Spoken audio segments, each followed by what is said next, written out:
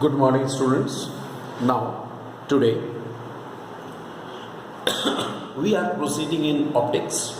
In our last class, we have started ray optics, and in that, our last discussion, I just remind you our last discussion. Our last discussion was regarding the refraction through the two parallel sides of a transparent medium.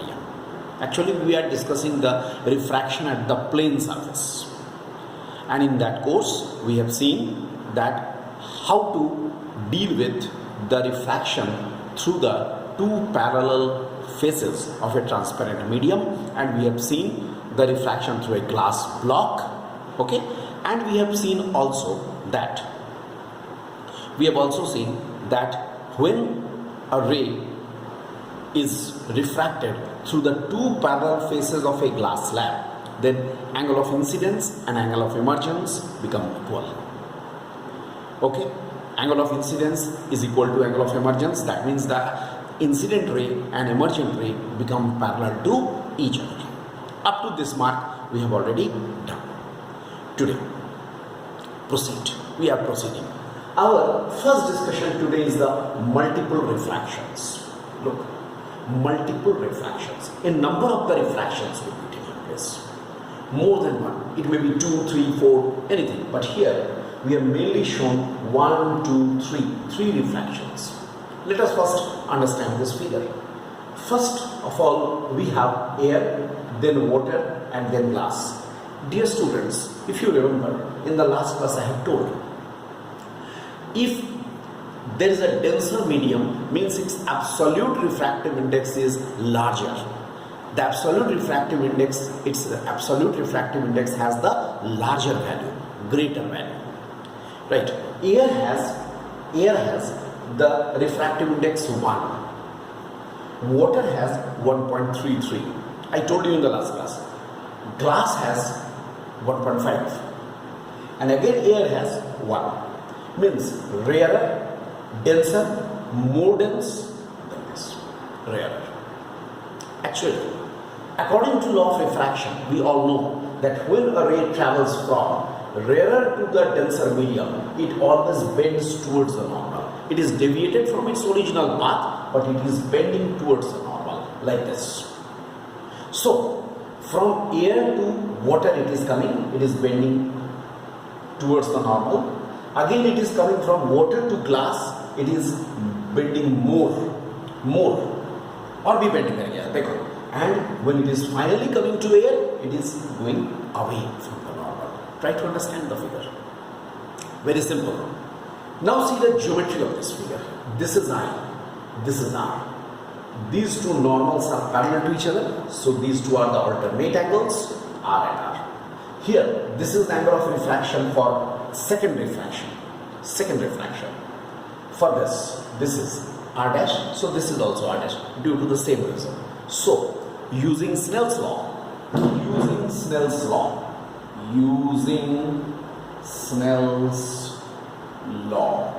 us use Snell's law. What will happen? A mu W is equal to sine I by sine R. Sine I by sine R. W mu G is equal to sine R by sine R dash. That also I hope you are agreed, because for the second refraction, and G mu A is equal to how much? Sine R dash by sine E. Because when you are taking the first refraction, I is the angle of incidence, R is the angle of refraction. For the second refraction, R is the angle of incidence, R dash is the angle of refraction. And for the third refraction, R dash is the angle of incidence, is the angle of refraction. If you multiply all these three, A mu W into W mu G into G mu A should be. If you multiply all these three, how much you will be getting? You will be getting sine I by sine R into sine R by sine R dash into sine r dash by sine e. Sine r cancels, r dash cancels. Moreover, I and E will be equal because refractions are taking place through all the parallel surfaces. चूंकि parallel surfaces के through से refraction हो रहा है, इसका मतलब क्या हो जाएगा, ये सब I और E भी इक्वल हो जाएगा. यहाँ पर मैं लिख दूंगा 1 as I is equal to E. इसका मतलब मेरा जो फाइनल एक्सप्रेशन यहाँ पर निकला, ये पहले देख लो. अब तुम देख लो यहाँ पर क्या फाइनल एक्सप्रेशन निकला. मैं यहाँ पर लिखता हूँ A mu W into W mu G into G mu A should be one very important expression. Dear students, please be careful. It's a very important expression. That is A mu W into W mu G into G mu A is equal to 1. This is all about this multiple refractions. I hope all of you are agreed to this. No problem should be there. Okay. ठीक है? This is all about the multiple refraction. Now, after multiple refraction, we are now coming to the next topic. An important topic.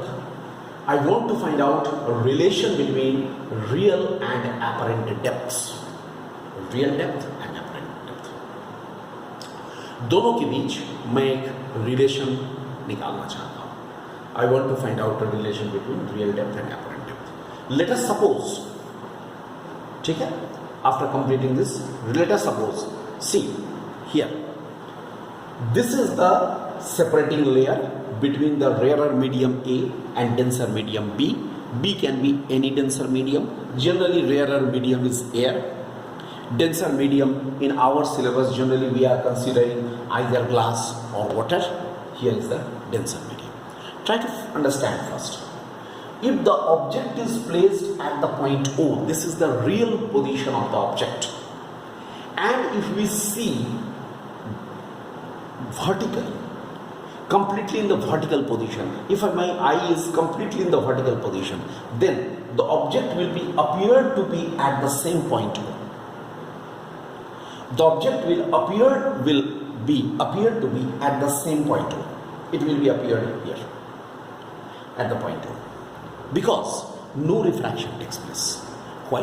Because how can we see this object?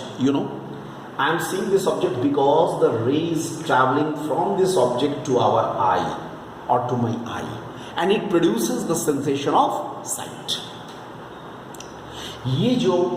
ये जो object से ये रे straight जाकर के हमारे आई पर पड़ेगा और क्या करेगा? सेंसेशन ऑफ साइट प्रोड्यूस करेगा. It will produce the sensation of sight. I can see. ठीक है? और this object will be appear to be at its own position.